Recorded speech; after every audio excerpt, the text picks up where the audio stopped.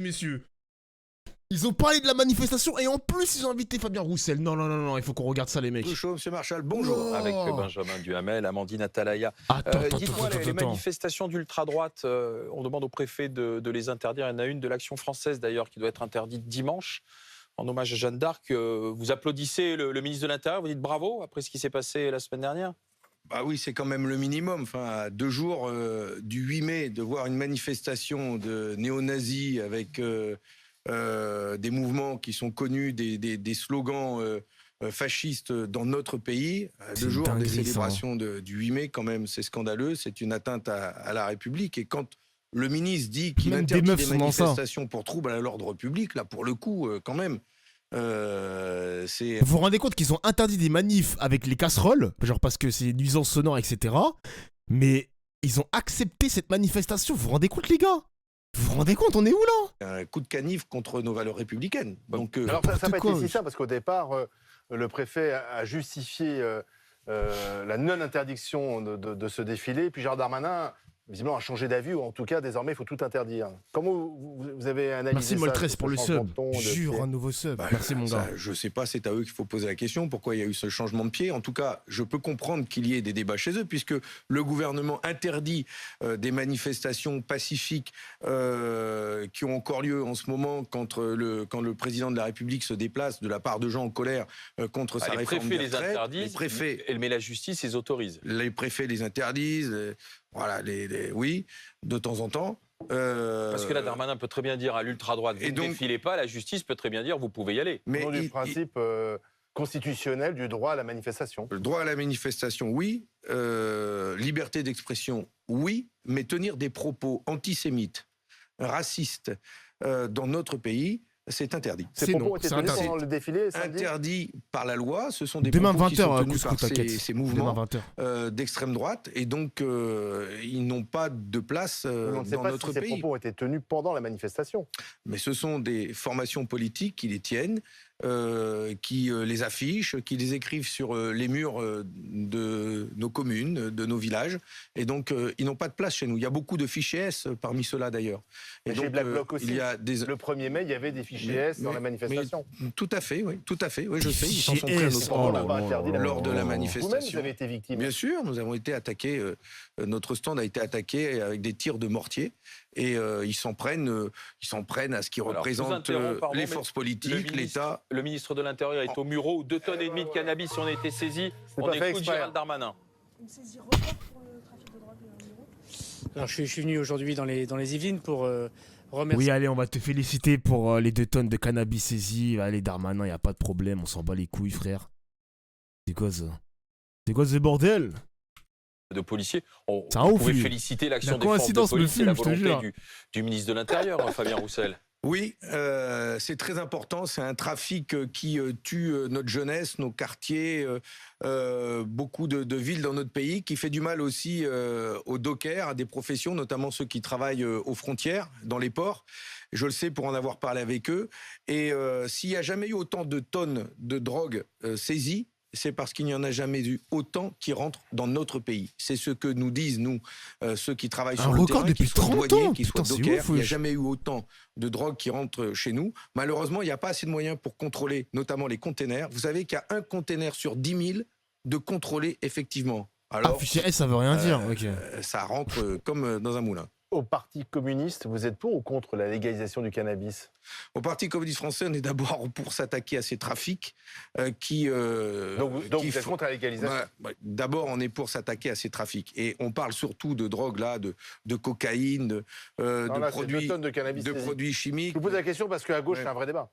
Et là, ce que je souhaitais parler, c'était aussi de fraude et d'évasion fiscale, parce que c'est l'autre sujet quand même, le pendant. Vous voulez pas répondre à ma question? Si on veut s'attaquer, mais parce que c'est un autre sujet sur la légalisation. Il ne veut pas répondre. C'est un constat d'échec d'une législation qui est extrêmement répressive et qui ne réussit pas à aboutir à ce que les gens ne fument pas du cannabis. Je suis pour une politique de santé publique.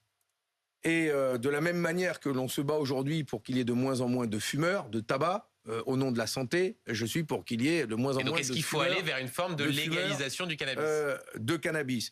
Et donc, je suis contre la politique qui est menée actuellement, qui est une politique de sanctions pénales, et qui est dure. Politique répressive. Répressive, et qui est inefficace. Et donc, je préférais, moi, une politique de santé publique qui viserait à les personnes qui seraient prises en train de fumer, non pas à les sanctionner, mais à les accompagner, mais en à leur demander, dépénalisant, etc. en dépénalisant le cannabis. Plutôt en dépénalisant. D'accord. Plutôt en dépénalisant. Ce qui n'est pas non plus la légalisation. Non, et donc je suis plutôt pour avoir une politique de le prendre sous l'angle de la santé. Donc c'est un sujet de division au sein de la NUPES, quoi. Encore un. Bah, c'est la réalité des écologistes. Bon, je vais vous dire un sujet sur lequel on est d'accord. Non, mais c'est intéressant.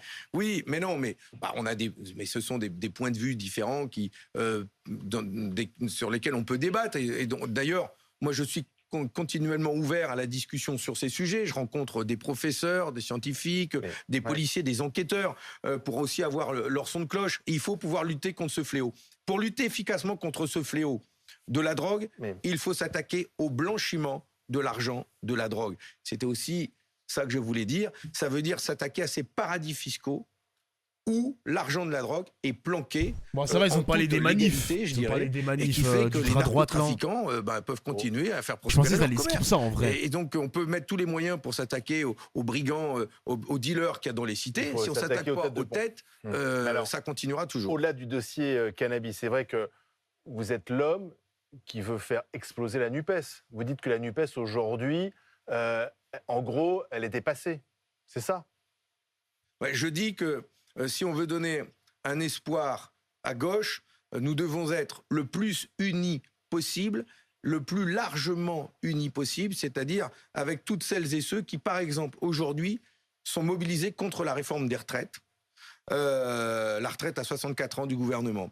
Et je prends pour exemple, pour étayer mon propos, parce qu'à chaque fois on me demande « mais tu veux élargir à qui ? Tu veux élargir à qui ?» Par exemple, il y a 250 parlementaires, sénateurs et députés qui ne sont pas tous membres des forces de la NUPES, qui ont signé le RIP, qui s'opposent à cette réforme des retraites. Eh bien, je propose que nous les réunissions et que tous ensemble, nous puissions poursuivre le combat. Il faut que nous puissions nous élargir. Il y a dans notre pays... La difficulté, c'est qu'il y a aujourd'hui dans notre pays des maires, des présidents d'agglos, des élus qui ne sont pas membres de la NUPES, qui sont de gauche et qui se battent contre cette réforme. Vos amis de la NUPES, ouvrons grand les bras. Vos amis de la NUPES, vos amis insoumis ne cessent de dire il y a un outil qui a permis à la gauche d'avoir 150 députés. Et pour autant, on a un ancien candidat à l'élection présidentielle qui ne cesse de dire que c'est les mots que vous avez utilisés, que ça pouvait être une camisole, que ça pouvait être un boulet, qui ne veut pas d'une liste commune aux européennes. Est-ce qu'au fond, vous ne vous attaquez pas à ce qui a permis à la gauche de survivre ? Moi, ce que je souhaite, c'est d'abord que l'on gagne contre cette réforme des retraites. Et on a besoin d'une victoire. Mais c'est perdu contre la réforme des retraites. Mais non, dites pas ça. On a besoin de victoire. On a besoin de victoire sur les retraites. On a besoin de victoire sur les salaires. C'est quoi la prochaine étape pour la réforme des retraites ? On a besoin de victoire sur les salaires. On a besoin de victoire sur le pouvoir d'achat. C'est quoi la prochaine étape là ? Aujourd'hui, les forces de gauche, les forces de gauche écologistes, les forces de progrès, celles de la NUPES et même on a perdu pour la retraite, les mecs. Nous sommes aujourd'hui convaincus qu'il faut s'attaquer à ces sujets-là d'abord. La question sociale est celle qui nous... J'ai tellement le seum de ceux qui nous représentent, j'ai tellement le seum que ceux qui nous représentent, qui nous défendent contre l'extrême droite soient des Mongoliens. Mais après, les gars, il y avait beaucoup de personnes qui avaient pré-shot le fait que la NUPES, ça allait péter, hein. La NUPES allait forcément péter parce qu'à la base, c'est une alliance de plusieurs groupes politiques qui devaient juste faire barrage dans l'Assemblée nationale pour les législatives contre Macron, c'est tout, hein. C'est tout, hein, mais... C'était sûr que ça allait pas tenir. Pour moi, là, c'est le tapis rouge pour Marine Le Pen pour 2027, les mecs, hein. À moins qu'il y ait un sursaut à gauche avec un vrai candidat rassembleur, charismatique. Mais je pense que chacun veut faire sa carrière... Chacun veut avoir midi à sa porte et c'est tout, hein. Il n'y aura pas de grand rassemblement de la part de la gauche avec un G majuscule, hein. Ils ont trop d'égo. Mais la NUPES, c'est un boulet pour ça ? C'est un boulet, la NUPES ? Non, j'ai dit... Non, mes propos ont été déformés et je regrette que ce soit à ce point-là déformé. J'ai dit que cette union, cette coalition des forces de gauche écologistes était autant un espoir, si ça nous permettait d'aller plus loin et de gagner, qu'un boulet si ce n'était vu que comme une alliance électorale qui devait nous forcer à faire une liste commune aux élections européennes, un candidat unique aux élections présidentielles. Et d'ailleurs, je regrette, je le dis, que lors de la réunion que nous avons eue, l'AFI nous ait déjà annoncé que pour les élections présidentielles, c'était Jean-Luc Mélenchon le candidat. Voilà. Et vous l'ont dit comme ça. Oui. Alors, ouais ? j'ai dit... Mais attends, mais Mélenchon, il aura quel âge ? 2027 ? Dans 4 ans. Mais il aura 75 ans, gros. 75 ans. Non, mais à un moment donné, il faut qu'il lâche l'affaire aussi, Mélenchon, gros. C'est indécent, Wow. je le dis, je le redis ici, c'est indécent, c'est complètement déconnecté de la réalité que vivent les Français, qu'aujourd'hui, on vient de parler des élections de 2027 en nous disant Je que suis sûr Jean-Luc qu'il vous l'a dit Mélenchon... comme ça sur Jean-Luc Mélenchon. Hein. Je vais vous dire comment. Alors, en nous allez-y. disant que Jean-Luc Mélenchon est aujourd'hui le meilleur d'entre nous, incontournable, le seul qui a fait 22%. Voilà, donc maintenant, c'est Donc, vous textuellement voulez pas les être propos soumis- qui ont été prononcés. Vous confirmez? Bien. Fabien Donc, Roussel, vous ne il voulez est pas être énervé, hein. soumis. Non, mais ça va. Fabien Roussel, vous ne Donc, voulez pas être soumis à l'insoumis. Je dis qu'aujourd'hui, moi, je me bats pour les salariés de Val-d'Une, dans le Nord. Ça, c'est mon sujet de préoccupation. Et je peux vous dire que 345 emplois supprimés. les hommes et les femmes que j'ai rencontrés là-bas sont à 10 000 lieues de savoir, de parler de liste unique, et même d'une perspective de changement en 2027. On est en 2023, c'est maintenant qu'ils sont en train de perdre leur Oui, mais boulot. sauf- Donc c'est maintenant qu'on doit Oui, mais aujourd'hui vous n'êtes pas au nous pouvoir, atteler à la Fabien tâche. Roussel. La réforme des retraites, Après, elle t'es est pas au adoptée, pouvoir, hein. et elle va être- Attends, mais Fabien Roussel, il fait un peu du clientélisme, on peut dire ça comme ça. Mon gars, t'es député, qu'est-ce que tu peux apporter? T'es même pas dans l'exécutif. Qu'est-ce que tu peux aider ces personnes-là? Tu vas leur dire quoi? Tu vas leur dire, voilà, votez plutôt à gauche maintenant et on va venir vous aider. Qu'est-ce qu'il raconte là? Non mais Roussel, c'est abusé, mais qu'est-ce qu'il raconte, putain? Réforme des retraites, je vais vous dire, il y a 2 rendez-vous importants et nous devons être mobilisés exclusivement là-dessus. Il y a le 6 juin où il y a une nouvelle journée de mobilisation. Je sais que vous ici, dès le matin, vous allez dire c'est le dernier baroud d'honneur, ils vont encore manifester, c'est la dernière. Je vous ai vu la dernière fois, vous me faisiez rire, vous étiez là tous les deux à dire c'est le baroud d'honneur avec le bandeau BFM, le baroud d'honneur. Ah bah, un jour, ça arrivera. À chaque Un manif, Un jour, on aura raison, à Fabien chacune Roussel. des manifs, vous avez dit c'est le baroud d'honneur. Bon, c'est bien parce que des barouds d'honneur à ce niveau-là, moi, je signe tous les ans, tous les mois. En tout cas, le 6 juin, ce sera encore une journée de mobilisation importante. C'est loin, toutes ces 6 juin. journées d'action. Attendez. Pardon, mais toutes ces journées d'action, pour l'instant, n'ont pas réussi à faire reculer le C'est gouvernement. pas fini. C'est pas fini. Alors, Et le le 8 juin, nous aurons donc la possibilité à l'Assemblée nationale, Abrogé. là, d'avoir un vote qui abroge le texte de loi. Alors, Oh. c'est dans le cadre d'une niche parlementaire, donc ça n'a pas une valeur législative immédiate. Non. Il faut que ce soit voté dans les mêmes termes au Sénat, etc. Mais quand même, vous imaginez C'est le symbolique. signal. Ça veut dire, c'est plus que symbolique, ça veut dire qu'un texte de loi promulgué par le président, ce même texte de loi, à l'Assemblée nationale, il y a une majorité D'accord. pour dire Et non. une fois que vous Donc aurez ça dit- n'est que symbolique. Donc c'est Dans des les faits faits, ça symboliques. sert Ouais, mais à c'est que rien. symbolique, Comment- quoi. Pas efficace, Enfin, ça sert à Fabien rien. Roussel. Dites que le Parlement, il sert à rien, puis on peut rentrer chez non, nous. mais Moi, c'est j'arrête, purement je rentre. symbolique. Non, mais ça sert à C'est rien. un très long On en a marre des symboles, frérot, il faut agir, il faut niquer cette loi et c'est tout, frère. Là, il nous fait chier avec les symboles, les symboles, les symboles. On n'a pas dit que le Parlement, il sert à rien. C'est juste que, frérot, on en a marre des symboles, on veut des actions. Donc à ce moment-là, Vous allez concrètes. décevoir à ce les gens, moment-là, il n'y a Fabien pas de Roussel. niche Quelque parlementaire. chose. Et puis nous, on peut voter, ça sert à rien. Non, mais Mais je Fabien vais même plus Roussel, y aller, vous allez du coup, de- pardon, si ça sert à excusez-moi, rien. vous faites naître un espoir qui est vain. Vous allez Bah oui. décevoir une fois de Mais- plus ces gens. Alors moi, je Non mais retourne. sérieusement, et là je le dis je- sérieusement. non, je retourne la Il y a question. beaucoup de gens qui vous Je- croient lorsque vous dites je- on va abroger la réforme des Non. retraites. Et vous savez que c'est pas vrai. Est-ce que, Vous savez que Est-ce c'est que pas là, j'ai vrai, dit bah ça oui. j'ai dit tout de suite, que un comme c'est processus dans qui le était cadre long. Oui. d'une niche Ouais. parlementaire, ça n'aura pas de Donc valeur dites aux gens effective. que la Mais je viens de réforme le des dire. retraites ne sera pas abrogée. Je viens de le dire. Donc Ah, je viens de dire d'accord. que ce vote à Il a dit l'Assemblée quoi, nationale je sais pas. n'aura pas d'effet Salut Voilà. Walid. législatif immédiat, car c'est dans le cadre d'une niche parlementaire. Je le dis. Mais ça, quand même, ça envoie un signal fort Mais- pour la démocratie de notre pays, c'est que ce texte de loi serait... Oui, mais dans les faits, ça ne change rien Voter- pour les Français. Oui, Ils mais devront il travailler n'aurait 2 ans de pas, plus. même pas de majorité à l'Assemblée nationale. Et donc, je pose le problème suivant, quand même. Quel autre pays en Europe Jure Walid, merci mon voit frère. pendant Un nouveau 3 sub. mois, plus de 3 mois, des manifestations à plus d'1 million sur un texte de loi Bah, aucun, qui en puisqu'ils plus sont tous n'aurait passés à la même pas la retraite à majorité, 65, 66, qui en plus 67. n'a même pas de majorité à l'Assemblée aucun, nationale. Aucun, Non, puisqu'ils mais- sont tous passés à non, mais 65, on est le 66, seul pays à 67. 62 Non mais ans. vous voyez bien Merci un peu mon gars Walid, la merci crise mec. démocratique profonde dans laquelle le président de la République Non, enfonce mais le pays. Aucun, puisqu'ils sont. Il le- On est l'exception sur la retraite, Mais Fabien il le Roussel. prend une responsabilité extrêmement grave de brutaliser notre démocratie est-ce et qu'il- nos Fabien institutions. Roussel, est-ce qu'il ne serait pas plus utile maintenant pour les Français d'aller parler d'autres sujets? Le pouvoir Ah d'achat. ben, D'aller je parler viens de- pouvoir mais d'achat, je- inflation, Je viens de salaire, dire et je l'ai redit industrie. et je viens c'est et j'ai dit à mes collègues, camarades de la Nupes, insoumis, Vos amis. écologistes, amis, écologistes, insoumis, socialistes, qu'aujourd'hui, La seule chose qui doit nous mobiliser, c'est pas les présidentielles de 2027, c'est le pouvoir d'achat des Français. Ce sont les salaires, ce sont les conditions de travail, c'est l'emploi. Et l'emploi et les salaires sont les deux piliers qui... Bah oui, Marocchino, je suis d'accord avec toi. Genre là, la prochaine manifestation, c'est le 6 juin, ils se foutent de notre gueule. Donc là, entre le 11 et le 6, ok, on va récupérer notre salaire, etc. pour ensuite remplir les caisses de retraite, les caisses de grève, pardon. Mais si on voulait vraiment niquer la France, il fallait s'attaquer au portefeuille des entreprises, de l'administration française en faisant des grèves, manifester tous les jours d'affilée, exactement.